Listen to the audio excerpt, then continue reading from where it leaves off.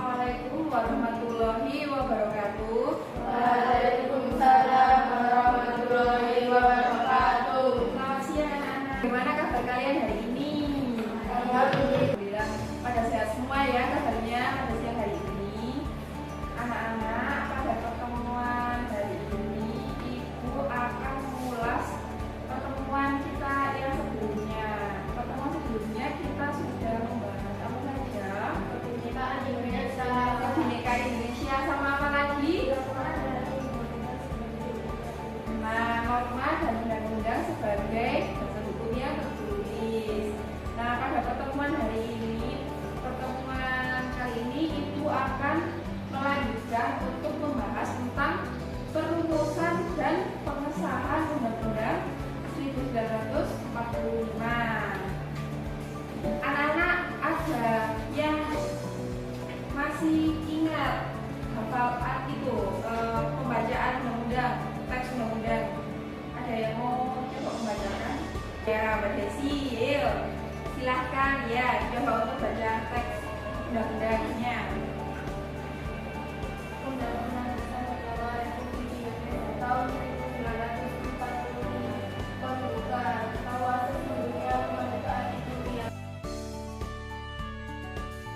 Ibu akan menjelaskan materi lanjutan dari norma dan undang-undang sebagai hukum tertulis, yaitu materinya tentang perumusan dan pengesahan Undang-Undang Dasar 1945. Nah, perumusan Undang-Undang Dasar itu dilaksanakan pertama kali pada saat kapan? Pada saat sidang BPUPKI yang pertama kali itu melahirkan Pancasila sebagai dasar negara. Nah, kapan sih Pancasila itu dianggap sebagai dasar negara? Pada tanggal 1 Juni tahun 1945. Kemudian pada sidang BPUPKI yang kedua, yaitu pada tanggal 10 sampai 17 Juli 1945, semua anggota sidang itu setuju bahwasannya pembukaan Undang-Undang Dasar terbentuk atas dasar panitia 9 atau atas dasar dari panitia yang datang pada saat sidang BPUPKI. Kemudian pada tanggal 16 Juli 1945, naskah atau rancangan Undang-Undang Dasar itu diterima. Kemudian diresmikanlah rancangan dari perumusan naskah Undang-Undang Dasar itu. Setelah melalui proses perumusan, masuklah ke dalam tahap proses pengesahan. Setelah proses pengesahan, yaitu tahap yang ketiga, tahap sistematika undang-undang. Setelah diresmikannya sistematika undang-undang, kan undang-undang itu sudah berjalan di Indonesia. Ya. Setelah itu, pada tahun 1945 setelah Indonesia merdeka, terjadilah proses amandemen. Nah, proses amandemen itu apa? Ada yang tahu? Apa itu proses amandemen? Kemarin itu sudah kita belajar sebelumnya kan? Apa itu amandemen? Coba dilihat pada materi di modul kalian pada poin C. Ya, yuk, boleh silakan dilihat. Apa itu proses amandemen? Amandemen UUD, amandemen UUD, ya. NKRI tahun 1945 dilakukan 4 kali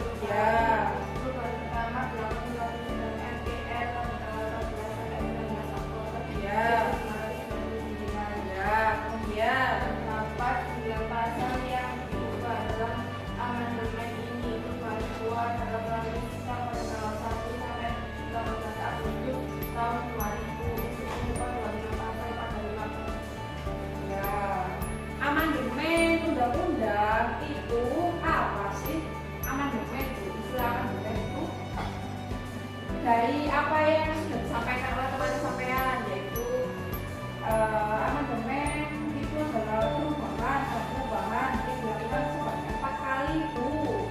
Ada yang tahu gak sih? Amandemen adalah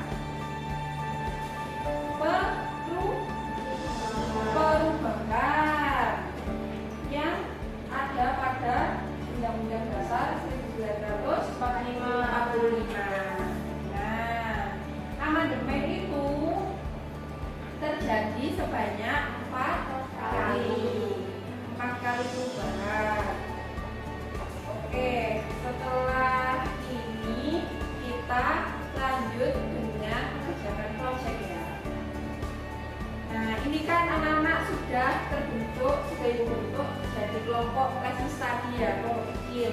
Kalau pertemuan sebelumnya kita kan pakai kelompok besar ya, waktu kelas full itu ada 32 anak. Nah, sekarang ini Ibu ambil kelompok kecil yang terdiri dari kelompok. Ini kelompok 1, ini kelompok 2. Nah, dari 2 kelompok ini tadi kan Ibu sudah menjembatani kalian untuk membaca undang-undang ya. Pada teks undang-undang itu terdapat satu kata yang atau 2 kata, yaitu adil dan makmur. Nah, dari 2 kata itu silahkan kalian gambar, berupa boleh gambar poster atau boleh gambar yang kreatif mungkin tentang perspektif kalian atau pandangan kalian tentang adil dan makmur itu. Kelompok 1 mau gambar tentang kemakmuran. Oke, kelompok 2 menggambar tentang keadilan, keadilan yang ada di Indonesia. Kelompok 1 tentang kemakmuran yang ada di Indonesia. Oke, silahkan kalian menggambar di kertas buffalo yang sudah kalian bawa dari rumah ya. Digambar sekreatif mungkin, semenarik mungkin tentang tema yang sudah kalian pilih. Oke, silahkan digambar.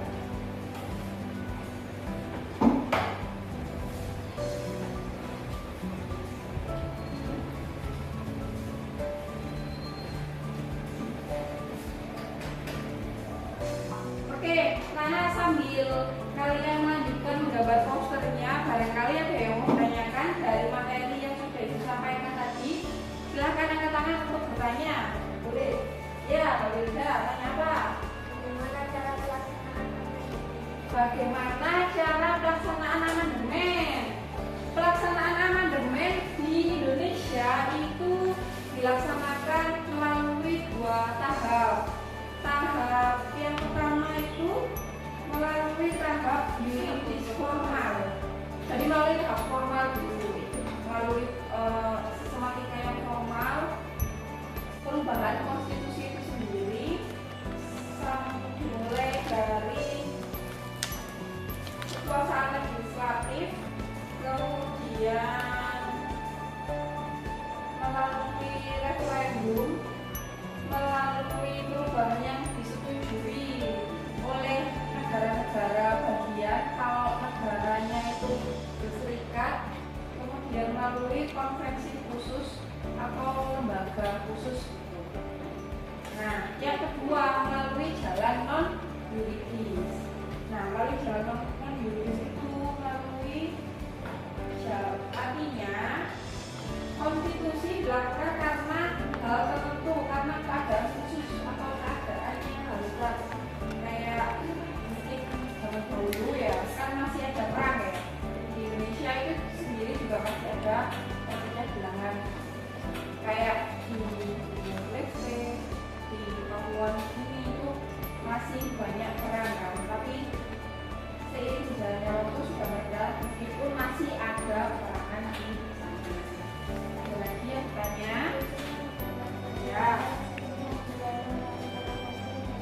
Pihak mana saja yang berwenang dalam melakukan amandemen? Pihak-pihak yang berwenang melakukan amandemen atau melakukan perubahan undang-undang, yang pertama dalam pasal 3 Undang-Undang tahun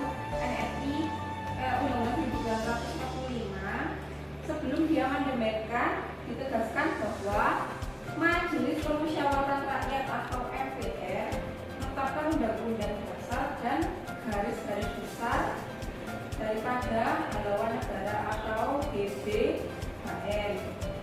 Jadi yang pertama ini disebutkan itu yang berhak atau yang berwenang melaksanakan itu satu MPR.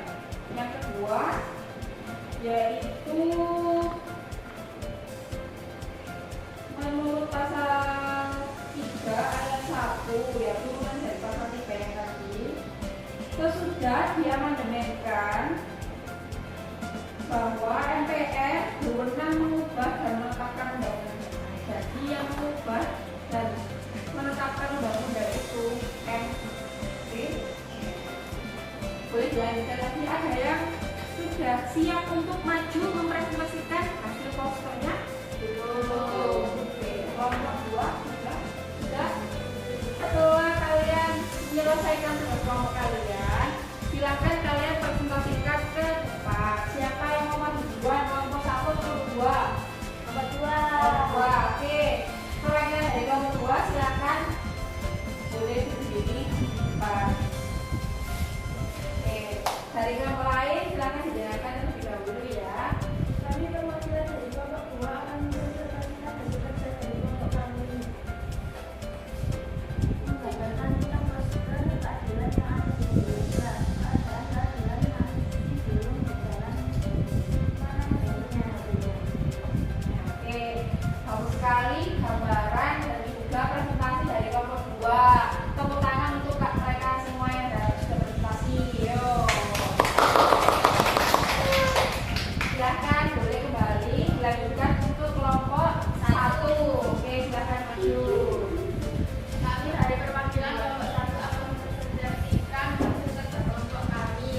Kelompok 1 menggambarkan tentang proses pemakmuran. Hal ini terjadi karena tanahnya subur, juga penduduknya rumah. Terima kasih. Oke, baik, dari 2 poster kalian tadi ya, poster keadilan, sebagaimana kita ketahui di Indonesia keadilan masih belum berjalan dengan baik, belum berjalan sebagaimana mestinya, disebabkan oleh kelompok 2. Kemudian dari kelompok 1 digambarkan sayur-sayuran, kemudian buah-buahan. Hal ini menggambarkan tentang adanya kemakmuran yang ada di Indonesia. Tanah di Indonesia kita sangat subur ya anak-anak. Kita bisa menanam apa saja di pekarangan rumah, di halaman, atau di ladang. Dan tanaman yang kita tanam itu bisa tumbuh dengan subur. Dan ini bisa menjadi kemakmuran yang ada di Indonesia. Dari pembelajaran kita siang hari ini, marilah kita tarik kesimpulan bersama-sama. Apa saja yang sudah kita pelajari tadi? Yang pertama yaitu apa sih amandemen anak-anak? Ada yang bisa kasih kesimpulan? Ya.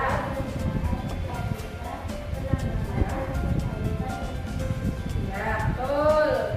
Amandemen yaitu perubahan, pencabutan atau penambahan atau pengurangan dari konstitusi yang ada di Indonesia. Ada lagi yang mau menarik kesimpulan dari pelajaran kita hari ini? Oke, Mbak Ike, silakan.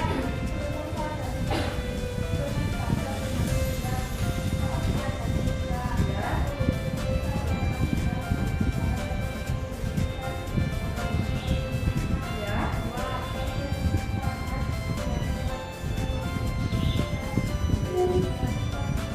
Ya.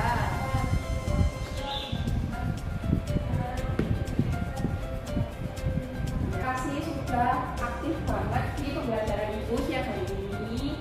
Nah, sebelum Ibu menutup pelajaran siang hari ini, jangan lupa dipersiapkan untuk pertemuan selanjutnya. Kalian akan mendapatkan ulangan atau asesmen dari Ibu atas materi-materi kita yang sudah kita laksanakan. Sebelum kita pulang, marilah kita berdoa menurut ajaran dan kita masing-masing agar apa yang sudah kita pelajari dapat bermanfaat di kemudian hari dan di pertemuan selanjutnya kalian